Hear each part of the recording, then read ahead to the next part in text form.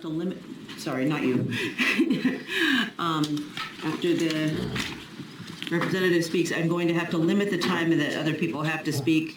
We are running very late, and so we have 3 bills to get through in another work session, so I want to tighten you up a little bit, if you would, please. All right.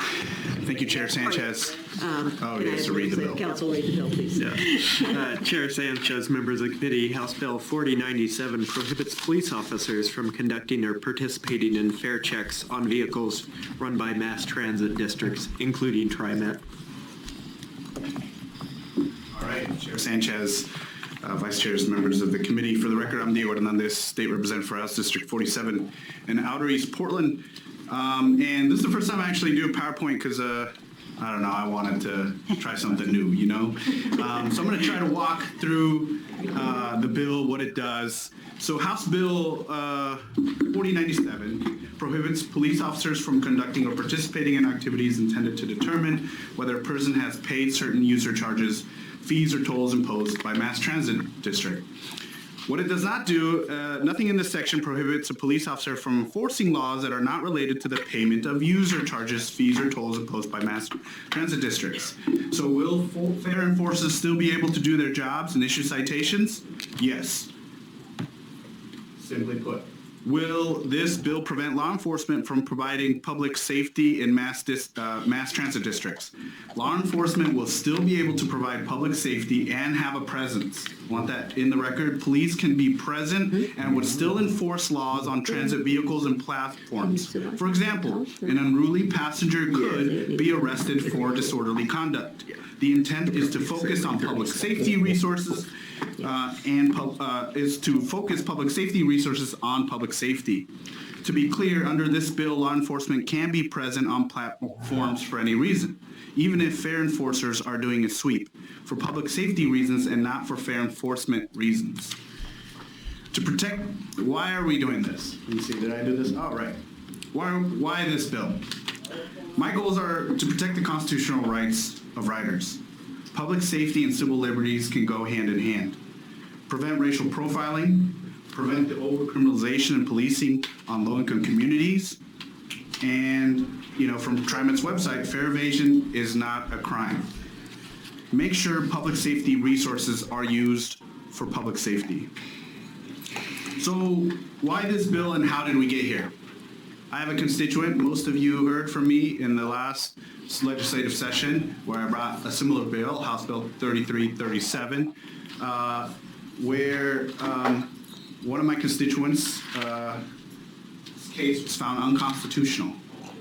And I'm not going to go into the details to save some time. And some of you are really familiar with what happened to her. So after her case was deemed unconstitutional, TriMet kept doing what they were doing already. They kept using law enforcement for inspections, and they said they were going to, this is what happened. They were just doing what they were doing, and they said, we're going to clarify a rule. So what was TriMet's response to the ruling? TriMet disagreed with the judge's ruling and said it just created confusion. So they clarified through Ordinance 351, pretty much saying that they have the authority to do fare enforcement. So nothing changed that would have changed for my constituent in that ordinance. The ordinance changes just reinforced what they were already doing before and didn't address the root concern of the community. In this article, you can see highlighted that TriMet said the ruling from Judge John Whittemere that the random March fare stop was unconstitutional had caused confusion on the system. TriMet leaders say the legal steps merely clarify that TriMet has the authority to stop riders and that the violation or not paying a fair amount to a citation and not a criminal act. So that's what I said earlier. This is what their ordinance is clarifying. And it did nothing to address the issues of my constituent. So ACLU response to this is exactly why I brought this bill forward. In this quote from this Oregonian article, but the ACLU of Oregon said, while TriMet was taking steps to making fair enforcement more equitable, it believes the unconstitutional practices highlighted by Judge Whittemire are still unaddressed.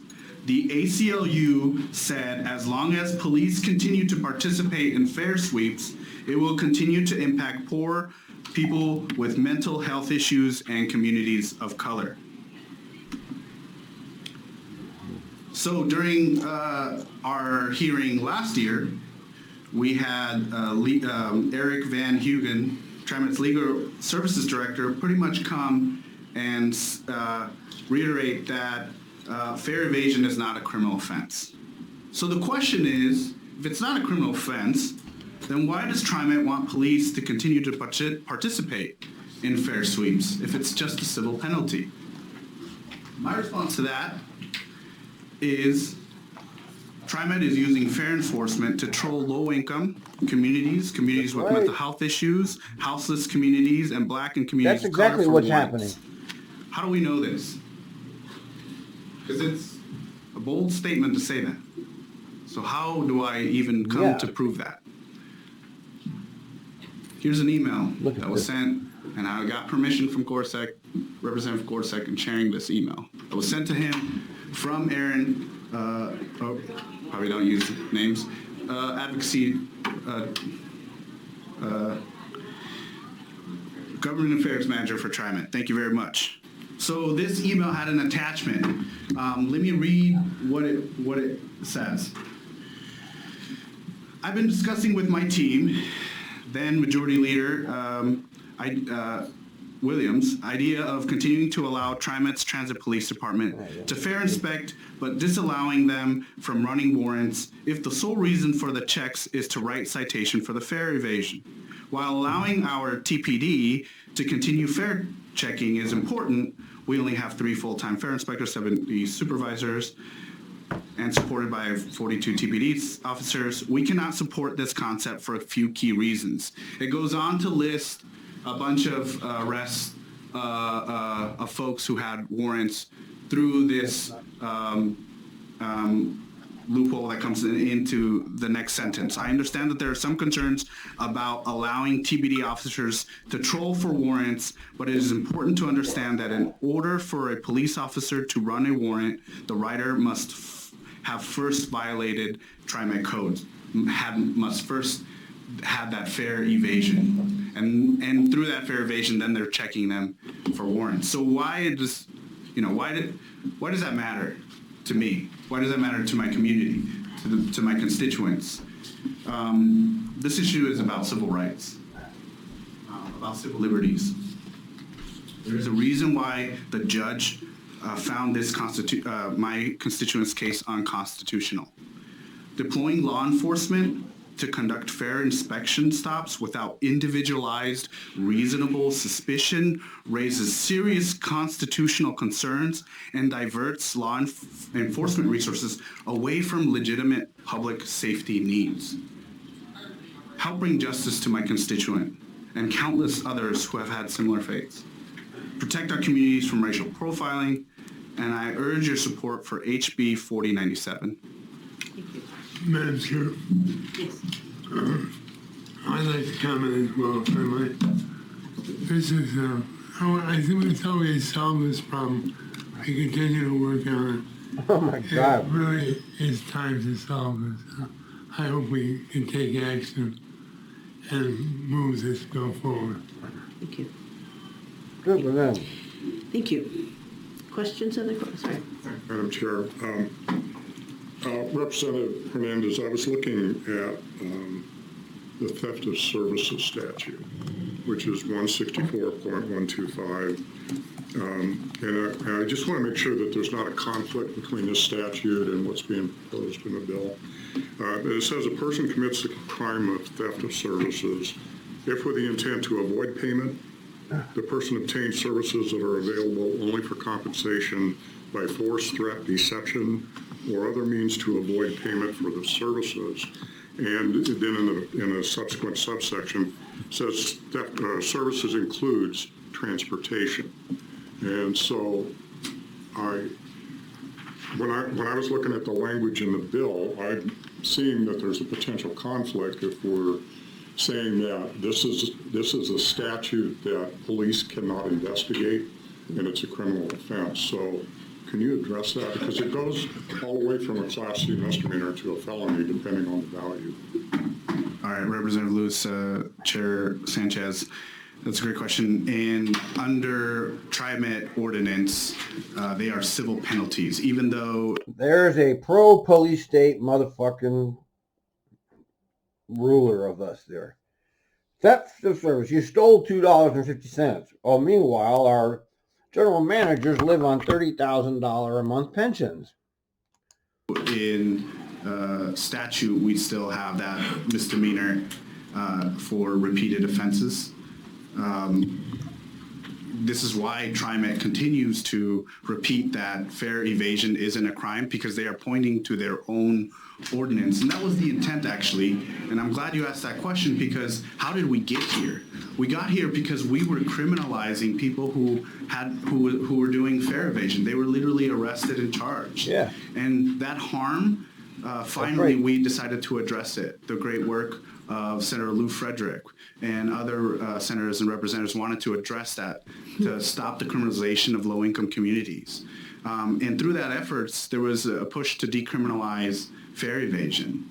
And not everything was removed. So one of my bills last legislative session, out of the 3 that I introduced, was to completely decriminalize it. And I want to bring it back.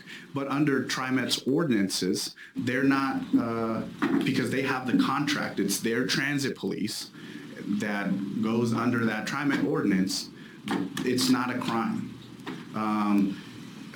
If they change it, then we're going to have a different conversation. Follow up, Madam Chair. So I think there are some other transit districts in the state that, do you know, I mean, I don't know the answer to this, but do you know, are all of those transit districts, have they decriminalized and are dealing with a internal violation? Or are we thinking about a statute that could adversely impact other transit districts since it's a statewide bill? Rep. Lewis, Rep. Sanchez, Chair Sanchez, we know that there are 2 other mass districts that know about this, and they had an opportunity to weigh in and provide their own. I'm not sure what their practices are, but I don't see any written testimony, and I don't see them here either for or opposed to the legislation. Thank you. Thank you. Okay, thank you so much. And again, I want to remind folks that we do have a few people that need to speak on that, want to speak on this bill. I'm going to hold you to 2 minutes because we are really running behind. Ricardo, Lujan, Valerio, Catherine McDowell, and Arias Johnson. Sorry, mangle everybody's names. My name gets mangled all the time. So. I think so. Oh, you. Arias. We got room for 3 people up here. Go for it. Chair Sanchez, members of the committee, for the record, my name is Ricardo Valerio. I am the Director of Advocacy with Latino Network. Latino Network strongly supports House Bill 4097, which seeks to prohibit police officers from conducting fare enforcement. House Bill 4097 addresses an ongoing issue that low-income Latino riders constantly face. As a direct service organization, we have the opportunity to closely connect with the Latino community on issues that matter to them the most.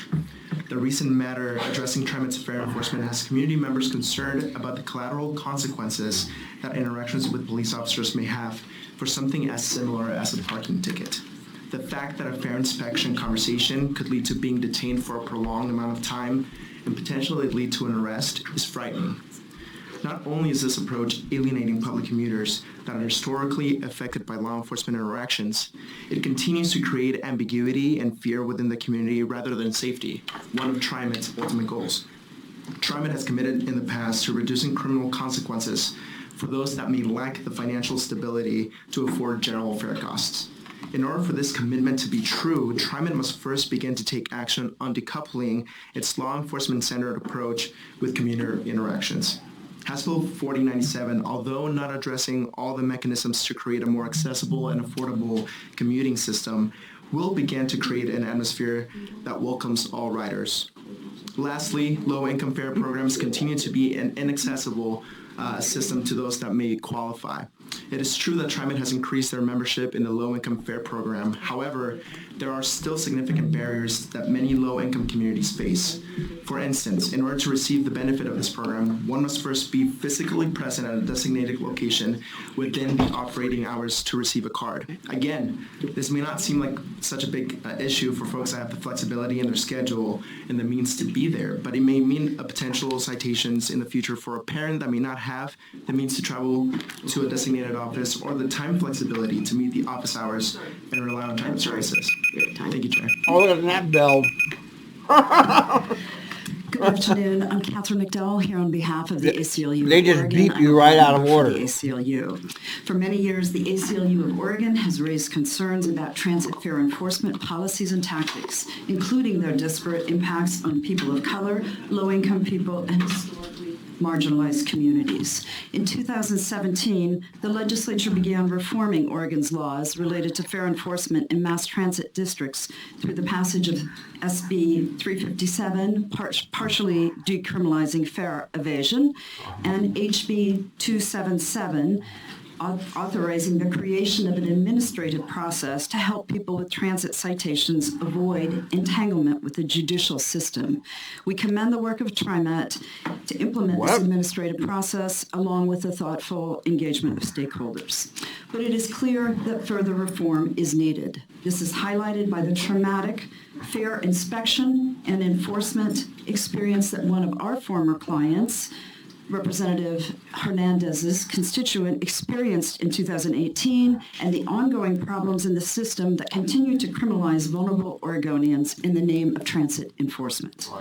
HB 4097 responds to this need by keeping law enforcement officers focused on public safety, not mass transit fare inspections and citations.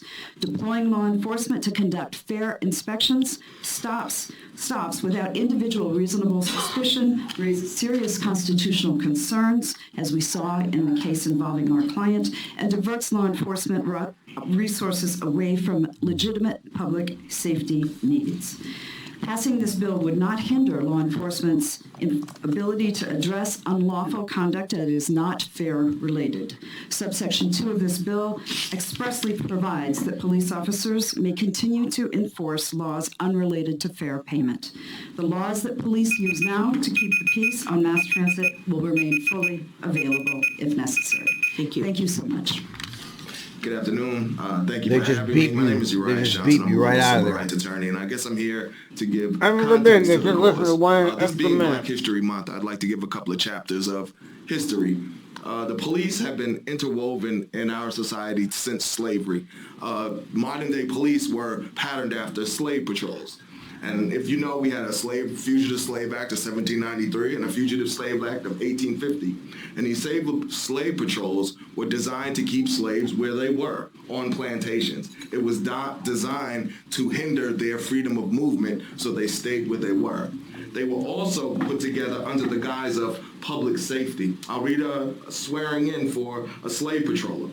I, patroller's name, do swear that I will, as search for guns, swords, and other weapons among the slaves in my district, faithfully and as privately as I can, discharge the trust reposed in me as the Lord directs to the best of my power. So help me God. So we go from Reconstruction into the Black Codes, and these slave patrols were used to keep Black people out of certain jobs and suppressing voter rights. We move forward into the Jim Crow era. They were used to enforce segregation. If we go to 1896, Plessy v. Ferguson, he was arrested on a commuter train, which started the civil rights movement, and then we move forward to the Alabama bus boycotts. Rosa Parks was arrested on a commuter city bus. I think now, as we go through history, we have these incremental changes that are bringing about a better society. I believe that HB 4097 is one of those increments, and it should be approved by this committee. Thank you. Thank you. Good for you. Good testimony. Okay, Aaron Dees, Mark Bless, is it Bless? Oh, sorry, Merrill. Y'all gotta write your names down better so I can read this. My goodness. Eric Van Hagen. Somebody wrote this down for all of y'all. That's Who a are lot. these Okay. people? Wow. These are state reps? It's like a bunch of hillbillies. Okay, whoever wants to go first, please remember to state your name for the record. Chair Sanchez, Vice Chairs Bynum and Springer. My name is Aaron Dees, Government Affairs Manager for TriMet. Thank you for allowing us to testify on House Bill 4097. Joining me is Marla Blagg, our TriMet's Executive Director of Safety and Security, and Eric Van Hagen, who is TriMet's Director of Legal Services. TriMet. TriMet has significant concerns with House Bill 4097. As written, the bill would compromise the safety of our fare inspectors and remove a tool from our Transit Police Division at a time when riders and non-riders alike are very concerned about safety, especially on our MAX system. TriMet has to maintain a delicate balance between providing enough security presence to help riders feel safe and secure while doing it in a way that makes all riders feel welcome on our system. Obviously, TriMet's goal is to increase ridership and not alienate any sector of our society. We take this responsibility very seriously, and our approach is constantly evolving as the communities we serve evolve. Mr. Van Hagen will detail what TriMet has done to decriminalize our fare enforcement system, encourage low-income riders, and improve TriMet's interaction with riders who don't pay their fare. And Ms. Blagg will explain TriMet's philosophy of policing, how we do it, and how we evolve. She will also explain why TriMet needs every tool available. There have been a lot of issues raised here. I'm not sure we have time to address them all, so we will go as fast as we possibly can. So. What, they get more than 2 minutes? Thank you. Chair Sanchez, Vice Chair Bynum, and Vice Chair Springer. I'm Eric Van Hagen, TriMet's Director of Legal Services. I was here a year ago on House Bill 3337, so I'll try and be very brief.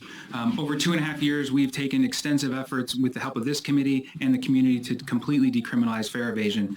And while police virtually never write citations, they are involved in supporting our frontline personnel. They provide visible security, and they assist with more complicated situations. And I want to emphasize this, that may originate with the request for no proof of payment, but evolve into something else. And in fact, the situation that has been described earlier here today actually began not with the police officer, but with a TriMet fare inspector asking for proof of payment. I'm not going to go into this in detail, but we have decriminalized fare evasion. There are new options administratively outside of the court system with the help of ACLU and OPAL and the Oregon Justice Resource Center, Senators Denbrough and Frederick. We came up with options. Our board allows you to perform community service, to pay a fine, or even to enroll in low-income fare in order to resolve your citation. In fact, 800 people have resolved their citation by enrolling in a low-income fare. And a year ago, I told you we had 12,000 enrollments in the low-income fare. We're up to over 25,000 active cards in our low-income fare program. In addition to all that, which I've just barely scratched the surface on, our board passed Ordinance 351, which provides that if your only offense is fare evasion, then you're only going to get a citation. That's it. And so if you see someone in handcuffs on a MAX platform, it is not because of fare evasion. It is because something else happened. Minneapolis, Boston, San Diego, Seattle, they've all contacted us and asked for input in terms of how they designed their system and trying to decriminalize in the same way that we did. Lastly, I just want to touch on a PSU study that we did looked at tens of thousands of citations. The Criminal Justice Policy Research Institute at PSU, they found that the differences between fare evasion survey results and enforcement outcomes are small and little, and indicate little to no disparity, and that has been into the record, that report. In addition to the systemic issues, we carefully investigate specific allegations of bias in our Title VI team, and looking back, we were not able to locate any sustained allegations of discrimination on an individualized as opposed Nothing ever goes wrong with you guys. You do everything right. It's a significant challenge for us, and 18.2% of people in our last survey didn't have fare. Good people. I love it. Okay, they did get a beat. Good afternoon, Representative Sanchez, Vice Chairs Bynum and Springer. My name is Marla Blagg, and I'm the Executive Director of Safety and Security here at TriMet. No, she looks great, doesn't she? Look at her. I thank Representative Hernandez for the opportunity to highlight this issue and how we are very aware of his concerns and the community's concerns. I think what I share with you today, my responses, you will be very happy with the innovative and effective strategies we've employed since I've started at TriMet. I have over 20 years of public health service experience focusing on public health safety priorities and initiatives. I have focused most of my career on ensuring our low socioeconomic and communities of color Sure, yeah. have access You can believe her, to she works government for the services. government. I ensure that we try to They're so reduce any honest. disparities and equities in respect to access for service. Allow me to take this opportunity to inform you of the 4 consistent areas where we find fair enforcement necessary. We have persons who have behavioral health and quality of life issues where they cannot afford to pay. Our police department is very important for us to work with that community to get them into health services, social services, and they are the conduit for providing that compassionate care to our riders. We also have riders who are unable to pay. We work with them directly to put them in the low income program and the honored fare program. We also have riders who do not know how to use our system. We use wayfinding, we educate, and we support our riders so listen to that they the know police. how to Your navigate police our are always system honest about properly. everything. They tell you everything. However, our fare inspectors are really working for those riders who have the ability to pay but choose not to pay. We work with them by giving them warnings and citations. Yeah, beeper. Thank you. Okay, questions? Are they going to take a vote? That's right, just Thank you, Madam Chair. I'll be quick. Does TriMet have the ability to do any kind of like hardship passes for people who are in a situation where they can't afford to pay?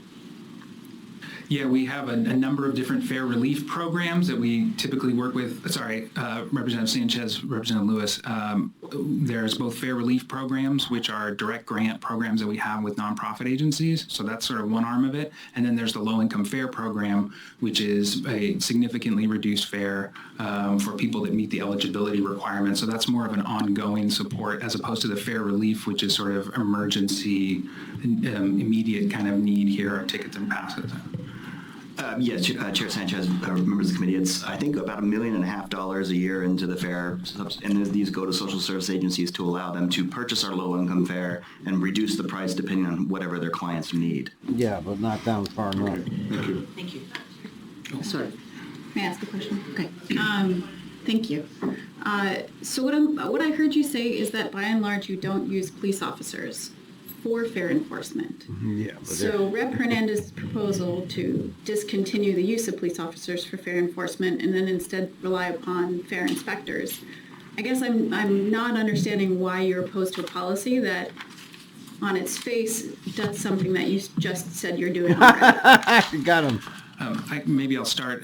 Chair Sanchez, Representative Power, thank you for that question. A two-part response to that question. First, I think it's important to look at the text of the bill. I think that's going to be the first consideration that any court's going to have. And it says that a police officer may not conduct or participate in activities intended to determine whether a person has paid user charges. That's a very broad statement, and I think there would probably have to be subject to some interpretation if it wasn't altered, because I think even being present during a fare inspection mission likely falls under that. But I think there's the additional issue of, again, a situation that begins with fare enforcement and then escalates into something else. It may not be a violation of another law, but it is beyond the capability of our fare enforcement staff to handle, and law enforcement presence, sometimes that's Of course, the only way to really handle this is to stop charging user fees and get that $100 million out of the general fund. I mean, this madness has to end sometime. Okay, and TriMet officials have no regard to end the madness. They want to keep this madness, and I know that they are partnered with the police state, okay, to continue trolling for undesirables, using the wide open transit system as a method to lure people onto the system and then entrap them into this whole net that they've devised. This has to be, the only way to stop this is fare free transit. And, Portland is not a progressive city. It's highly neoliberal, very controlled, lots of rules, regulations, lots of penalties, lots of taxes. It's everything that you don't want a state to be. And I don't miss it. de-escalating. Sometimes that's just the physical presence of a law enforcement officer can help and is a helpful tool in trying to resolve those difficult contacts. We have tens of thousands of contacts with customers all the time, and they are of every variety. And so having this as an option here, we think is important. If anybody wants to add to that. Yeah, Representative Sanchez Chair Sanchez, Representative Power. We constantly do programmatic evaluations through feedback loops, complaints, customer surveys, research studies. The last people I believe about anything are the police. Everything they say is a lie. That's part of their culture is lies. They've been trained to lie, especially to defendants. You can't believe anything the police say. Why is she even there? Okay, she shouldn't have any say in this. Programmatic inputs, outputs, benchmarks, and data analytics. The one thing that this bill is a snapshot of today's environment, thoughts, philosophies, and beliefs. Memorializing this program or this bill will really prevent us to be able to address community concerns in the future, and we cannot strategize what the community's environment will look like down the road and what the needs are, and so this will allow us to completely be innovative and progressive and adapt to the needs of the community. Sure. Yes. Thank you, Madam Chair. I want to state that I'm uncomfortable with saying that a police officer showing up to an interaction, in my experience and feeling, rarely de-escalates a situation. Yes. And I'm physically uncomfortable with that characteristic. Now, if Superintendent Hampton showed up or Captain Fox, I know they're there for me, but I don't know that a regular police officer is there for me. So I just want to push a little on that. Yeah, thank you, Chair Sanchez, Representative Bynum. I have heard that concern loud and clear, and one of the models that we've adapted in the last 6 months is that our police officers are actually standing away from where our fare inspector teams are. They're either at the end of platforms, or sometimes they're even at different stations just in case something does happen, and they can help support our fare inspectors against assaults. But we have modified our police footprint. She's just lying there because we see the inspections. The cops are all standing around with the fare inspectors at the stations. So she just lied, but we already know they're liars, so I want to point that out. And you will not see the presence and interaction like we have in the past. Yeah, sure. If I might just follow up to Rep. Bynum's comment. I understand you're tailoring it. I've not heard the community say that they don't support this bill, just as a data point. But my wife, who's a very gay-looking white woman, has been stopped at the end of a platform and accused of not paying her fare and asked to hand over her ID. Oh, so, there you go. There's a bit of a disconnect, I think, between what you think your policies are accomplishing and what the community is good like for you, Representative Power. Yes. Thank you. Thank you. So I think we had Michael Salvaggio on the list here, but I don't see him in the room. Okay, then I am going to close the public hearing on House Bill 4097 and open a public hearing on House Bill 4040. And again, remind folks we are really running way behind, and I promise next time we will keep a better handle on this business. What's 4040? Okay. Is that it? We have first panel Representative Alyssa Kinney-Geyer, Justice Walters, Misha Isaac, and Representative Noble. And Chair Sanchez, members of the committee, this bill just establishes a family treatment court program in select counties, those counties being Coos,